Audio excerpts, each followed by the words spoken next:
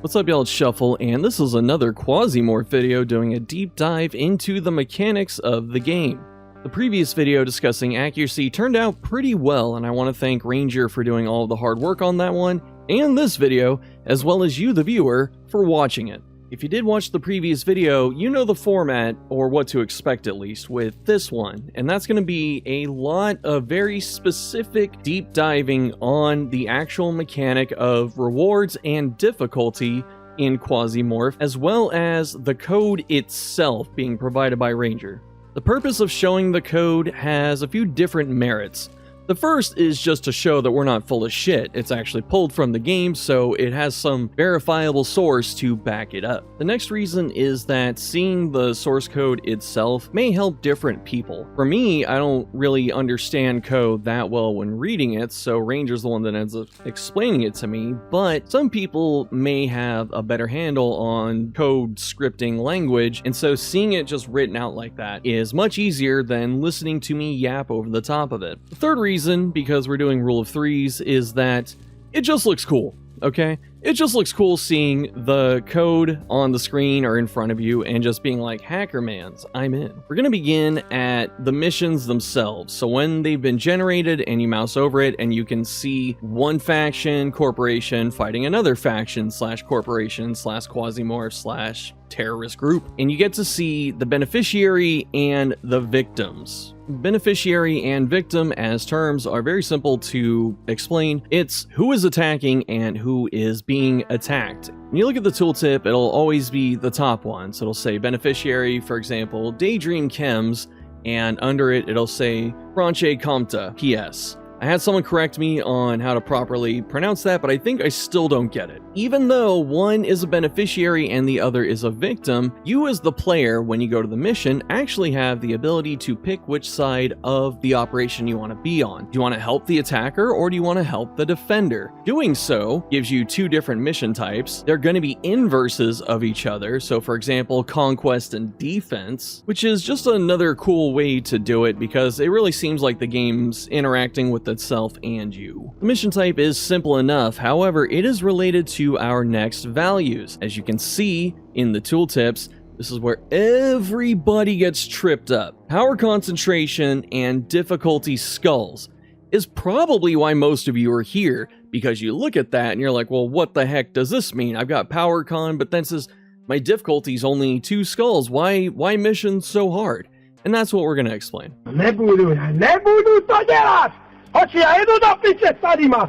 When a mission is generated, there is a difficulty randomly assigned from 1 to 5 skulls. While this looks very arbitrary, there is a lot going on behind the scenes that the player is never explicitly told. Each difficulty level assigns several values to the mission, with the mission type being a contributing factor. The most important of these for determining power concentration is the value of monster points per stage and the min and max of stages. The table serves as a nice flashcard if you just need to see it and get on with your life, just so you can internally remember stuff. However, stage in this context refers to the number of floors in the mission. As you can see, the absolute minimum of floors per mission is 2, unless it's a defense mission, and increasing the floor count depends on the difficulty. Difficulty also affects the number of minimum and maximum possible rooms and corridors in the floors generated. But we're not talking about that yet. Time for some code. The calculation of power concentration is equal to the number of stages times, parenthesis, monster points per stage, plus, second parenthesis, victim power times power to monster points multiplier, close second parenthesis, times difficulty monster points, close the first parenthesis. With our little table, the number of stages and monster points per stage alongside victim power are easily checkable. Much like the accuracy video, however, if you watch that, there's always some stupid little multiplier in the middle of the equation somewhere that has its own little special rules that you have to be cognizant of the entire time. In this case, it's power to monster points multiplier. It's dependent on the difficulty of the mission and the mission type. There's a table in the game files that specifically lists the correlation of mission types, difficulty, and power to monster points multiplier, which is invisible to the player. Let's do a quick in-game example to make this a little easier to understand. Daydream Chems and Planet Bridge decide to beef. On the Planet Bridge side, we have a 1 skull mission with 728 power con and 1098 for rewards. And on the other side, we have Daydream Chems doing an elimination, which is the inverse of the escort mission, with a power concentration of 2,535. But the reward is 1,814, so it's almost double, and it is a 4 skull mission with 3 floors. In this example, we're going to choose to do the 4 skulls side with 3 floors for Daydream and fight against Planet Bridge on normal difficulty. Number of stages is equal to 3. Monster points per stage is equal to 680. The victim power is 1,500. Power to monster points multiplier is equal to 0.11. Difficulty to monster points is equal to 1. The power concentration is equal to 3 times 680 plus 1500 times 0.11 times 1. Crunch that number and we get a power concentration of 2,535. In the data, the power to monster points multiplier for 4 skull elimination is 0.11. That's why that number is used.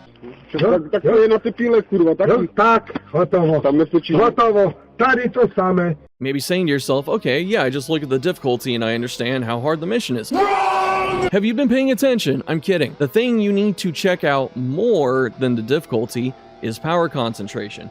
Power con is the thing that will dictate the enemies that you're fighting against. All the difficulty skulls do is generate the dungeon and split them all up accordingly. If you want some quick mental math on a gut check of how hard a mission's going to be, take your power concentration and divide it by the number of floors. So most of the time it's 2, 3, 4, sometimes 5, or sometimes 1 if it's defense. The reason for this is since power concentration dictates what spawns, you can get a rough estimate of how powerful each individual floor will be before you go in it. Something may be 3,000 power, but it's 4 floors, so you might just run into like 12 guys per floor, and that's not too bad. Compared to 3,000 power on 2 floors, then you're gonna have some really dense floors to go through with some probably very tough enemies. Next important thing to talk about is weighted enemy spawning. Every enemy that spawns has an assigned percentage chance to be spawned, called a weight,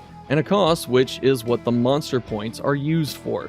This is a system that is not exclusive to Quasimorph. A lot of games that use randomly generated creatures to make a roguelite feel use a system like this. Risk of Rain, for instance, uses this system, at least to my understanding. So consider the power con of a mission a budget, from which enemies draw in order to spawn in. The game checks several things to ensure spawning makes sense. Those include the location of the player, aka the station the player is on where the mission is taking place, which directly correlates to the next check, which is the faction the player is fighting against. Next, it checks their tech level, and finally the total number of points that can be used, which is what we just discussed. The game will grab all enemies that are able to be spawned within the range of possibilities and add all of their weights together to be used for the weighted spawning. You can imagine this as a line whose length is equal to the combined weight of all enemies, with each enemy occupying a segment length equal to their weight on that line. The game will then roll a random spot on that line, and whichever enemy segment it lands on,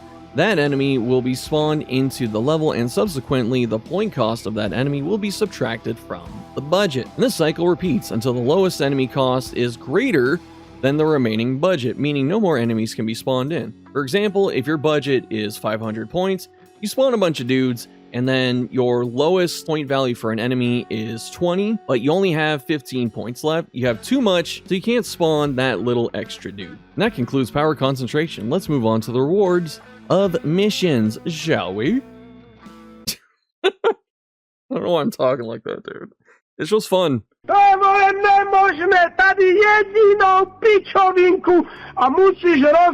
You may have noticed that after completing a mission, the number of credits you get afterwards is very much not equal to the reward displayed on the tooltip.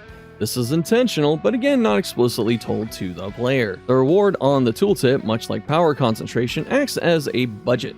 But in this case, it is used as the budget for the item reward the beneficiary gives you after completing a successful mission. In this case, beneficiary and victim are interchangeable terms because it means whoever you did the mission for, Whoever is the person contracting you is how this is calculated. The reward is equal to a random value between the minimum prize points and the maximum prize points, plus the beneficiary power multiplied by the power to prize points multiplier, which is then multiplied by difficulty prize points. This calculation, much like before, is invisible to the player and depends purely on the table we mentioned before. The min and max prize points and power to prize points multiplier are dependent on the mission type, which is once again hidden. Let's use a similar example to the in-game PowerCon example we showed. 3-floor elimination, 4 skulls, normal difficulty, but for simplicity, let's pretend the beneficiary power is exactly 1000. The reward is calculated as a random value between 1092 and 2028 plus 1000 multiplied by 0.11 in its own parenthesis, and that is multiplied by 1. The reward would come out to anywhere between 1202 and 2138. Let's assume the player was super lucky and max rolled, meaning the random function rolled 2028. The reward after calculating all of that is now equal to 2138. The min prize points, max prize points, and power to prize points multiplier is 1092 to 2028 and 0.11 respectively. Now that we know how it's calculated, we can talk about what the reward budget is actually used for. How does this spit out items? If you ever played a tabletop RPG, I'm sure many of you have killed a monster and then said, DM, I loot the bodies. How much XP did I get? Did I level? Before whoever's running the game can finish their sip of coffee, the beneficiary chooses one equipment reward, one item produced by the beneficiary's owned stations, one chip, and up to 8 consumables. Worth noting, ammo, implants, healing items, and deployables also fall under consumables. Anything that you use and it's gone. Each of these categories, much like the enemy spawning rules, have a weight and a point cost. The weight, represented as a percentage chance, can be viewed in the technology screen for factions. This is also another just generally important thing to do, because making sure that you check the tech level of factions, you can see what rewards they will give you at how much percentage, but then generally it will also tell you what weapons and gear they will take into the mission to fight you. There's some exceptions, but just keep that in mind as well when you're checking tech trees. If for whatever reason any of the faction categories are too expensive, the game will fall back to general rewards, which are way less interesting, but at higher tech levels are not nearly as punishing. Just like with the enemy spawning, the game will run a check to see what items can be given to the player and randomly select it, with the chance being based on the weight of the item. However, there is one exception, and that is the item from the stations of the beneficiary. Instead of using a point cost of the item, it will use the actual credit cost of the item, which eats a good portion of the budget. But as you can see, most of your reward budget will be eaten up by consumables at the end, since you can get up to 8.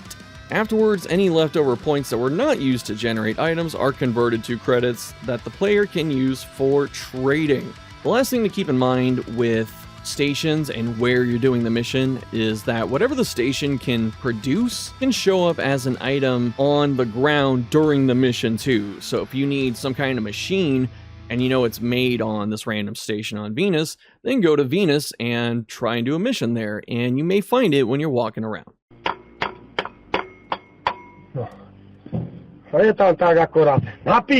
those curious about calculating the remaining time to finish a mission, the game decides how many hours or days a mission lasts before expiring very easily.